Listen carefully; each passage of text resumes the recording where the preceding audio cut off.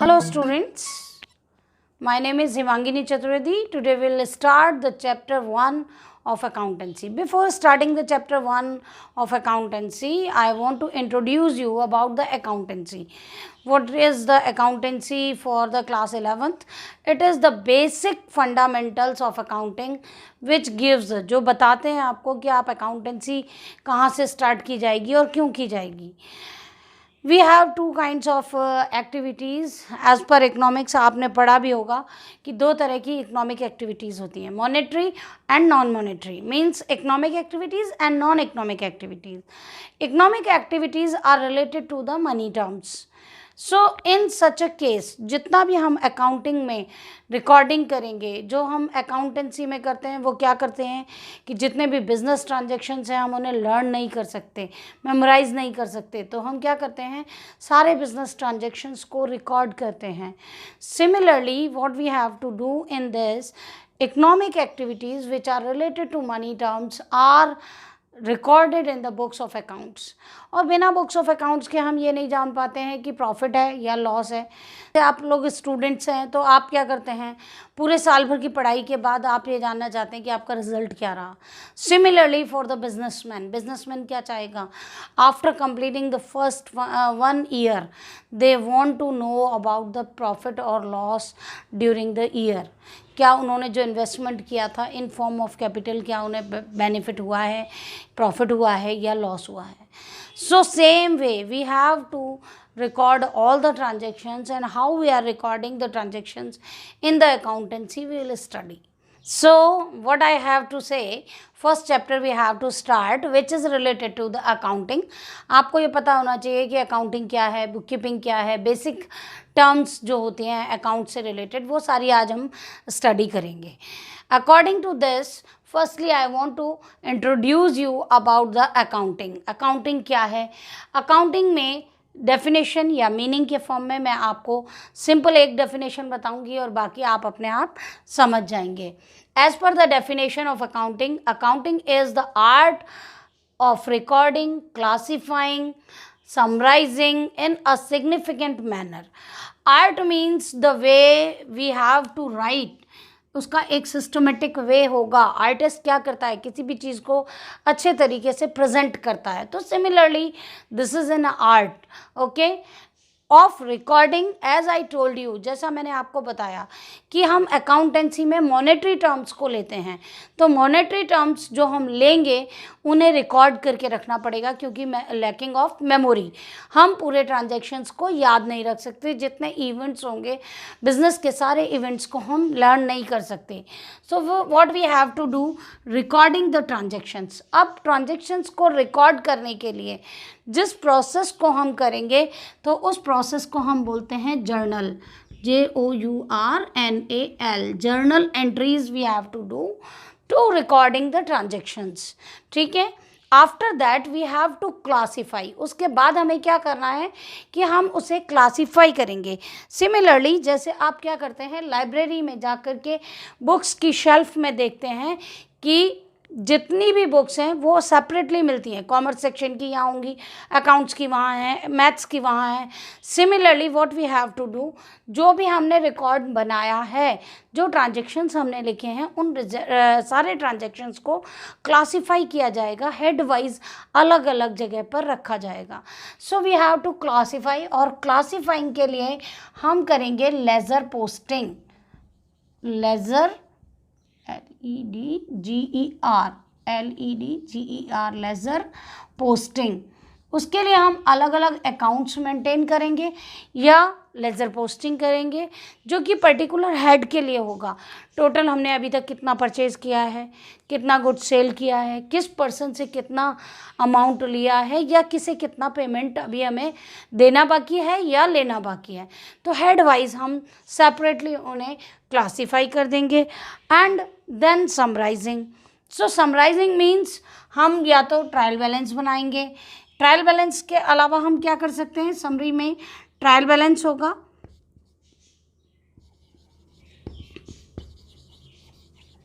Balance या final account बनाएंगे.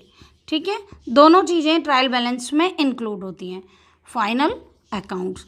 अब फाइनल अकाउंट में हम क्या क्या करेंगे, ट्रेडिंग अकाउंट बनाएंगे, प्रॉफिट एंड लॉस अकाउंट बनाएंगे,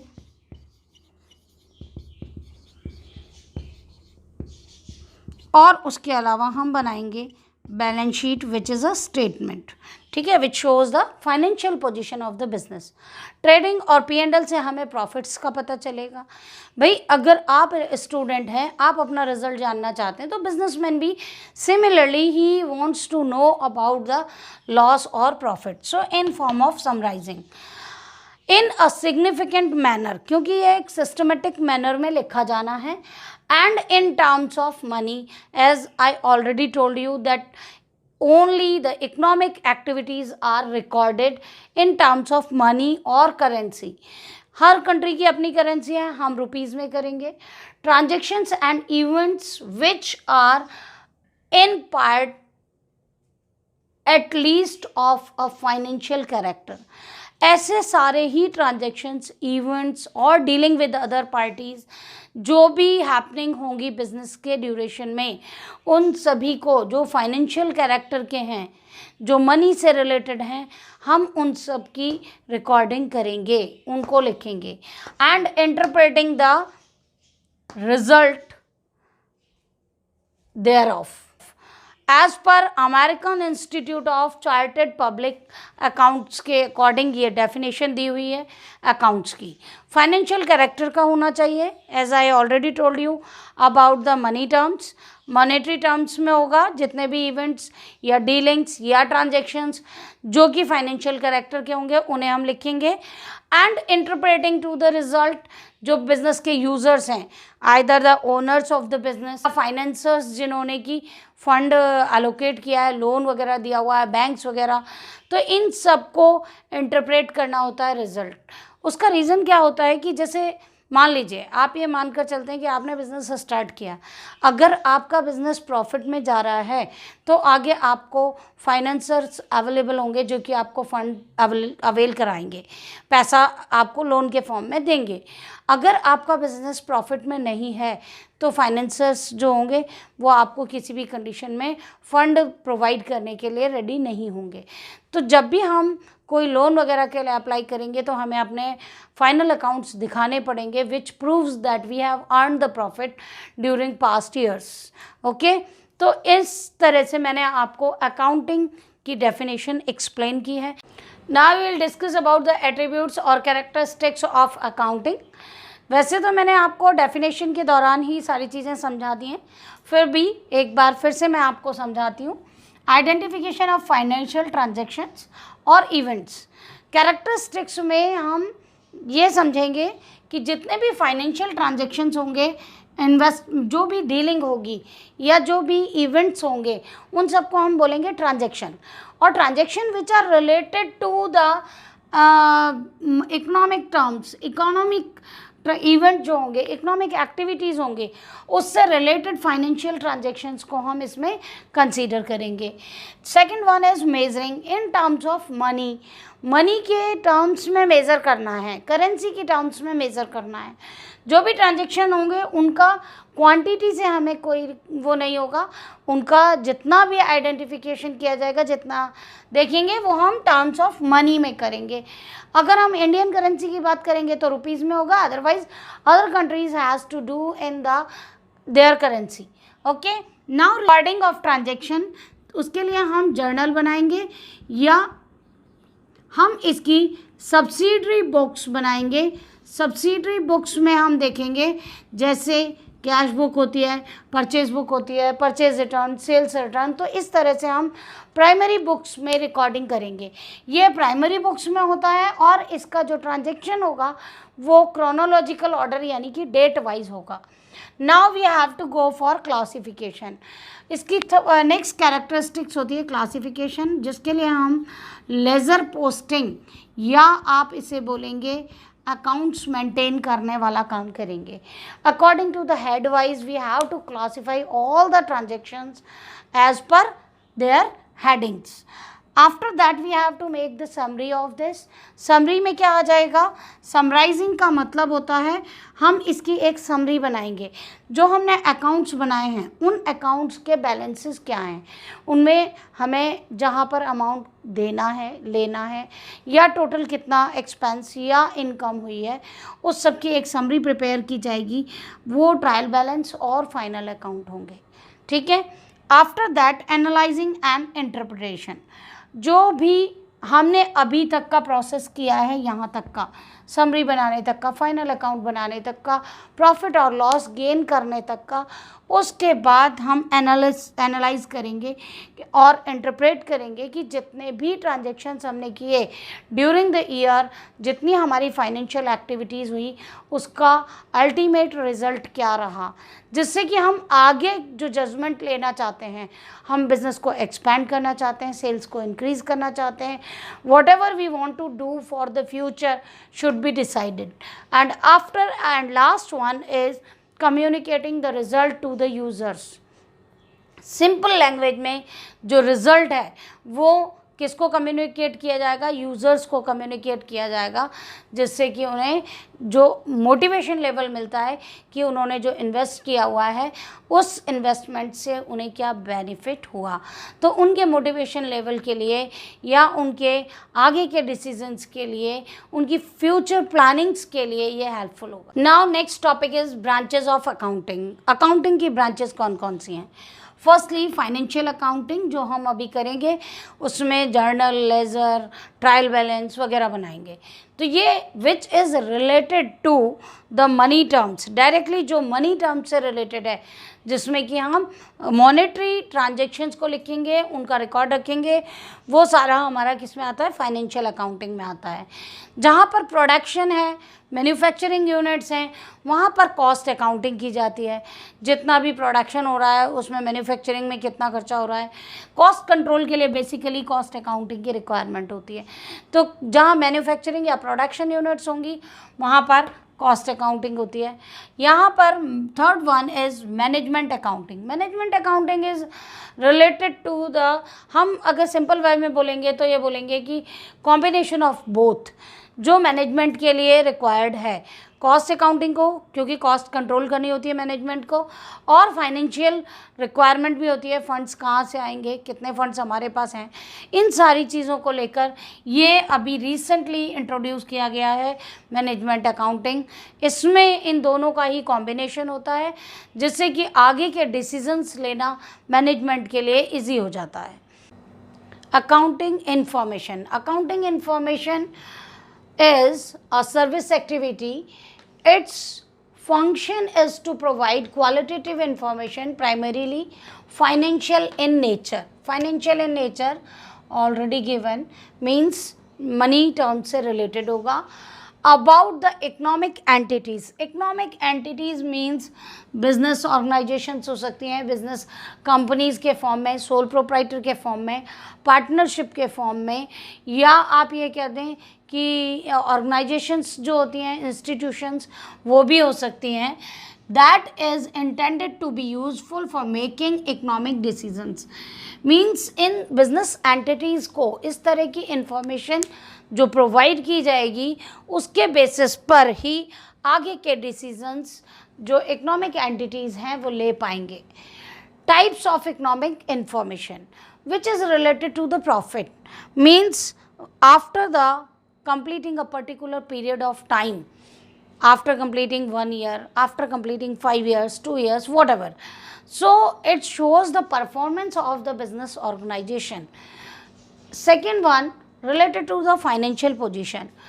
This should be shown, profit should be provided with the statement of profit and loss, और कंपनी के केस में statement of profit and loss, और सोल प्रोप्राइटर और पार्टनरशिप के case में profit and loss account.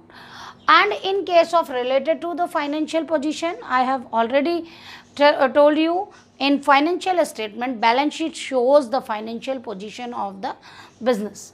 After that, information about the cash flow as per subsidiary books or journal entries हम journal entry के sub division में जब देखते हैं तो कैश बुक दिया जाता है। इसके अलावा कैश फ्लो स्टेटमेंट भी होता है which you will study in the class 12th। Okay, so it shows the cash flow position. Cash book जब हम बनाएंगे तो उसमें कितना कैश आया और कितना कैश पेमेंट किया गया या गोज़ आउटसाइड, उसका डिटेल लेकर बैलेंस निकाला जाएगा। So this provides the information about the cash flow. Now we are talking about the internal users of accounting information. Internal users means the users, those who are inside the business organization, जो business के अंदर वाले users हैं। अब business में कौन कौन हो सकता है? users जिन्हें की accounting information चाहिए।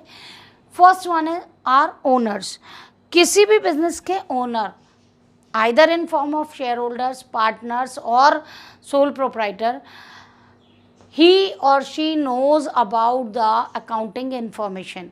Accounting information के basis पर ही वो आगे के decision लेंगे।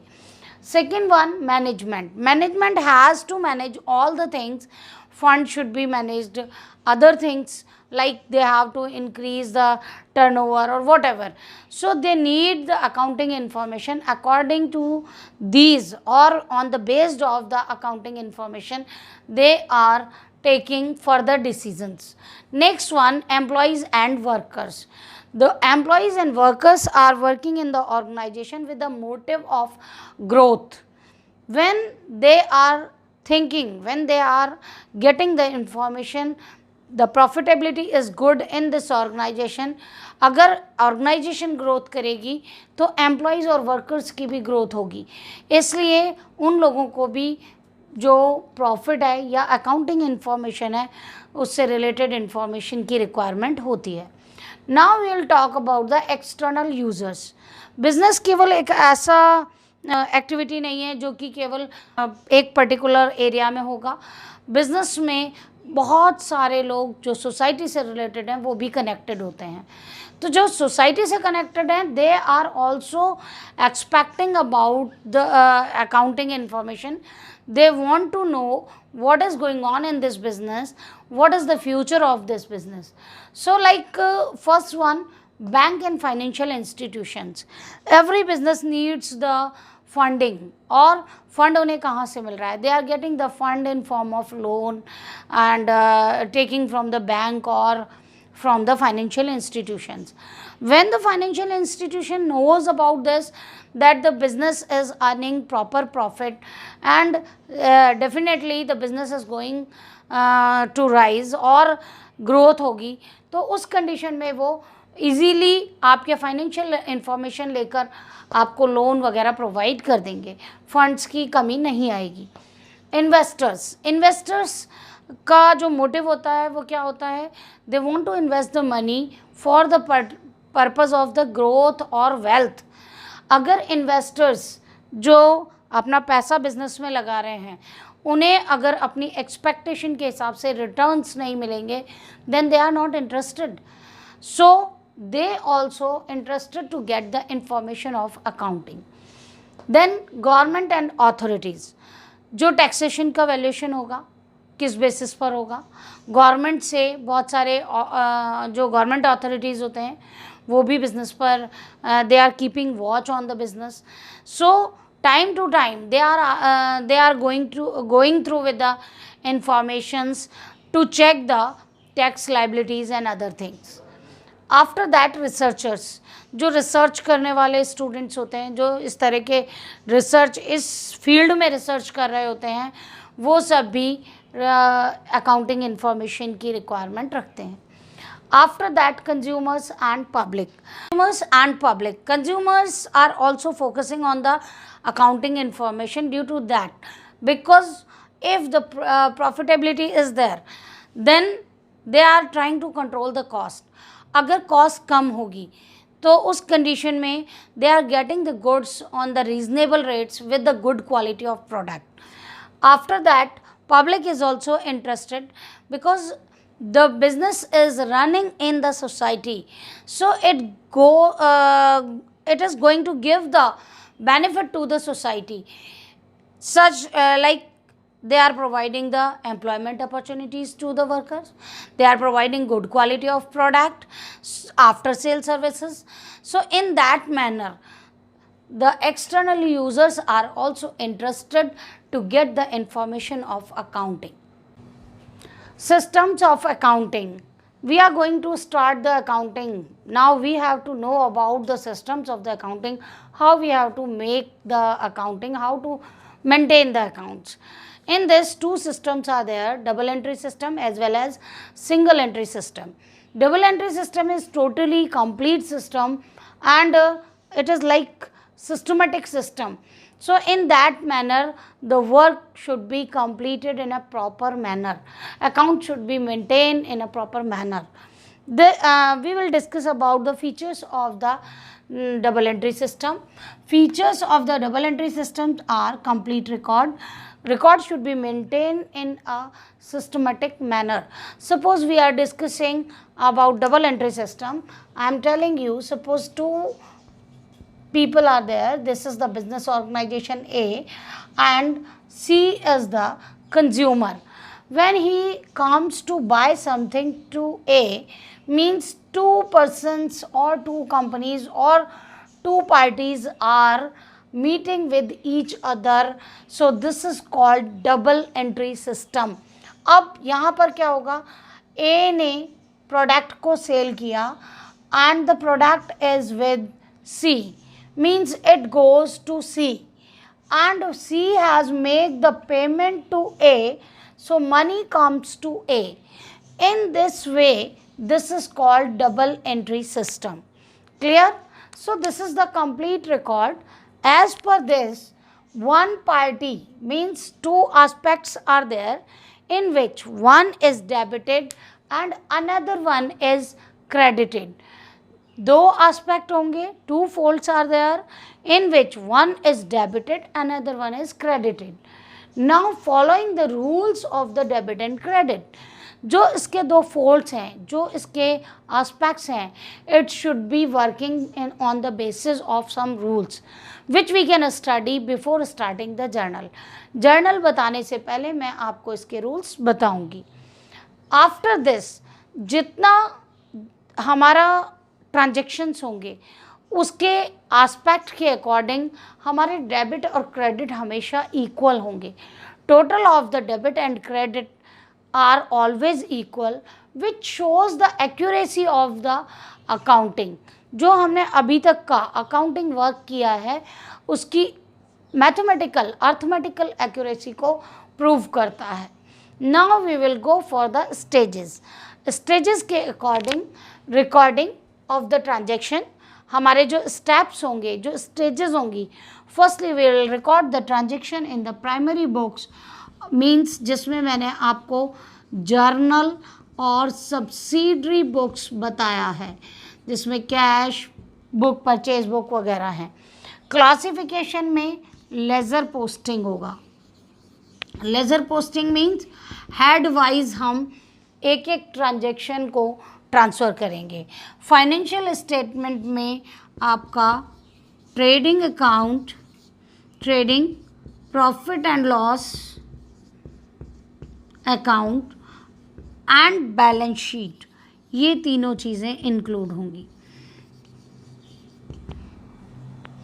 As per this method financial statement से ये दोनों आपकी प्रॉफिटेबिलिटी को या परफॉर्मेंस को शो करेंगे and balance sheet shows the actual business position, means the position of your business assets and liabilities. So it proves the financial position. Now we will go for the next system, that is single entry system.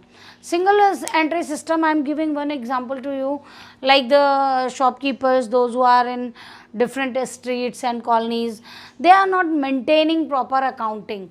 They are just writing few personal accounts, कुछ लोगों के parties के ले लेंगे, कुछ cash के transaction लिख लेंगे, कुछ ट्रांजेक्शन्स वो कैश के सारे लिखेंगे और बाकी पर्सनल जो रिलेटेड होते हैं वो उनकी एंट्री नहीं होगी. Means if they want they can write, and whatever they don't want to write they are not writing. So this is also known as in place of single entry system हम इसे incomplete records भी कह सकते हैं, क्योंकि इसमें हमें पूरी इंफॉर्मेशन नहीं मिलती है.